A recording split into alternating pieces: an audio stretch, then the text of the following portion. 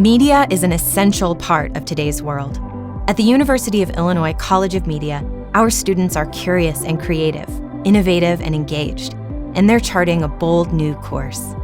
Working with our esteemed faculty, students learn how to ask insightful questions, gather and analyze evidence, and tell a compelling story through words, images, and data. The College of Media at Illinois is an exciting and collaborative place to be.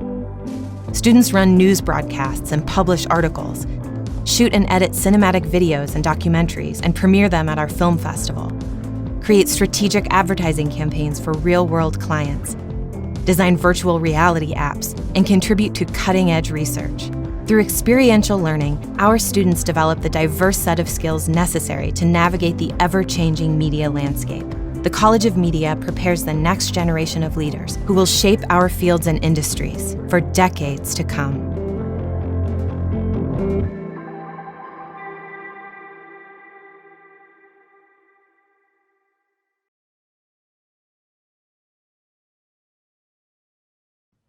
Hello, everyone. I'm Tracy Sulkin, and it's my great privilege to serve as the Dean of the College of Media at the University of Illinois. On behalf of my faculty and staff colleagues, I extend congratulations to all of our December 2020 graduates. In a year unlike any other, I think it's safe to say that you started strong and you finished even stronger. Graduation is a significant milestone. Today celebrates a culmination of all of the hours that you have spent learning, studying, researching, writing, and creating to become our newest leaders in media. We're incredibly proud of your accomplishments, and we thank you for adapting with us during an unprecedented global pandemic. Here to share some words of wisdom with you is a College of Media alum with a breadth of experience. He's done everything from cover major sports leagues to the protests in Seattle over the summer. Joining us virtually is Alex Iniguez, Assistant Metro Editor for the Seattle Times. To the University of Illinois College of Media, class of 2020, December graduates. Well, this is weird. Much rather be giving a speech in the echoes of Huff Hall at the gym, where I sat with my peers for commencement in 2011. Instead, I'm here in my apartment in Seattle, where I've been working remotely since early March. And here's how I got here. I recently became an assistant metro editor at the Seattle Times. Before that, I was an assistant sports editor at the Times for 2+ years. And before that, I spent 7 years at the Pittsburgh Post-Gazette. My journey began in my freshman year of high school, where I decided I wanted to write music reviews for our monthly student paper. So I did. Not long after, the entire senior editing staff resigned in a fight with our newspaper advisor. We were left without editors to run the student paper. So my friends and I were thrust into those positions, and I ended up becoming co-editor-in-chief by the time I was a senior. When the time came to apply for schools, I knew U of I was a place for me because my brother was 3 years older and was already there. With my mind set on Illinois, I had to pick a major. I was good at math, but my heart was in journalism. So I picked it, and I arrived in August 2007 at ISR, eager and curious. I didn't waste any time. I attended the first Daily Illini Info Night, where I applied to become a sports writer. And to my surprise, I made the cut, and I was the only freshman hired to write sports that semester. I still feel really fortunate for that.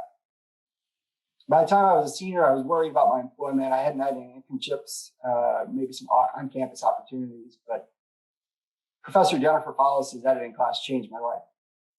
Through her course, not only did I realize I have a talent in editing, but I also learned about the Dow Jones News Fund copy editing internships. Took the Dow Jones editing test in class, and I took it for real after that, and I was chosen for the program, which landed me an internship in Pittsburgh after I graduated. It just took that one break, and I was off to the races. I interned in Pittsburgh, and then I was hired as a copy editor and designer. And within 5 years, I became a digital sports editor and then rose to become deputy before departing for Seattle. And when I got to Seattle, I oversaw coverage of the Seahawks, Mariners, Kraken, and Sounders, which was challenging and rewarding. Then the pandemic hit, and sports were canceled. During that time without sports, I volunteered to move over to our Metro department to help with the coronavirus coverage, and shortly after that, protest coverage. I fell in love with the people and the stories being told in my new department, along with the challenges that came along with it, the long nights, the early mornings, and the difficult decisions. I returned to sports after 4 months, but I recently returned after a colleague left for a new job. I became an assistant Metro editor. And I know I can continue to make a difference in my return to Metro because I have a positive attitude, an unrelenting curiosity, and a determination that keeps me going no matter the circumstance. And I know you have that in you too. This pandemic and all the adjustments and concessions you made to deal with it will not last forever. This pandemic will not define you. It will not ruin you. It's a challenge, no doubt, but it will only make you stronger. It will make you tougher, more persistent, more creative, more adaptable, and more ready for success than you might know right now. All that begins with a curiosity and a desire to learn more about your surroundings. I'm currently reading a book based on a podcast called The 99% Invisible City. It digs into the hidden world of everyday design surrounding us in our lives, the things we easily miss, but that are thought out and have incredible histories. One chapter includes an anecdote from a speech given by writer John Marr at Portland State University's Smith Memorial Student Union. He asked the crowd if anyone knew how the building got its name, and nobody responded. It was crickets. Turns out the building is named for Michael Smith, who led the school to a College Bowl trivia victory in 1965 and died of cystic fibrosis not long after. Marr said he found out this interesting backstory simply by reading the plaque outside the building. Quote, Marr says, "Always read the plaque. Good advice." There's obvious instruction in that statement, but he also meant to keep an eye out for easily missed stories and histories around us. Gregory Hall, as you all know, is the son of the College of Media's orbit. You may have spent hours in the basement, as I did for Professor Eric Meyer's design course. You may have spent time with your advisor or pouring through documents in the communications library. But you may not know a whole lot about Gregory himself, John Milton Gregory. John M. Gregory was U of I's first president from 1867 to 1880. And he cast a deciding vote to admit women to the university, making U of I the first university to admit women after the Civil War. A year after he became U of I's president, Dr. Gregory is credited with this quote, which is engraved into stone above one entrance of Great Hall. Quote, "It is much easier to learn and remember than to investigate and think." End quote. Always read the plaque. This quote could not be more perfect as you head into the world as aspiring media professionals. Think about what kind of journalist, marketer, broadcaster, or worker you want to be. Would you rather take the easy route? Would you rather learn and remember, go with the flow, and blend in? Would you rather be inquisitive? Would you rather investigate and think? Would you rather change the world? Dr. Gregory is credited with another quote read in his memory during the 1939 ceremony dedicating Great Hall. Quote, "I have only one wish to gratify, the wish for the prosperity and well-being of the university." Unquote. That wish begins with you. You are the University of Illinois. And with your degree from one of the top institutions in the world, your experience, your network, your ambition, and your heart, you can investigate and you can think for yourself. Good luck, friends. Stay strong, stay focused, and change the world. Thank you.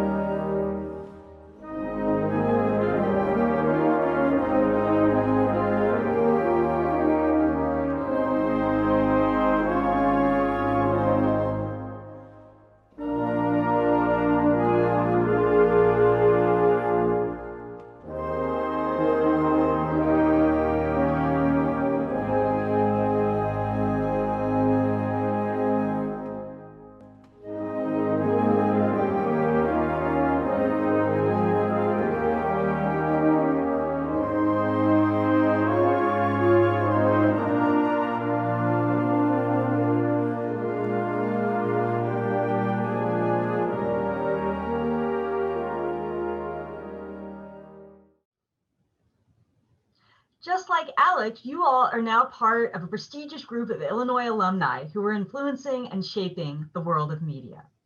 We're eager to see how you will make your own impact on the media landscape. We have equipped you with the tools and experiences to prepare you for your career, but it's your own passion that's going to help you to achieve your dreams and aspirations. We invite you to stay connected with us. You are, after all, now part of the College of Media and University of Illinois family forever. And we look forward to celebrating you in person just as soon as it's safe and possible to do so. So once again, on behalf of the Charles H. Sandage Department of Advertising, the Department of Journalism, the Department of Media and Cinema Studies, and the Institute of Communications Research, my warmest congratulations to the December 2020 College of Media bachelor's, master's, and doctoral degree graduates. Congratulations to you all.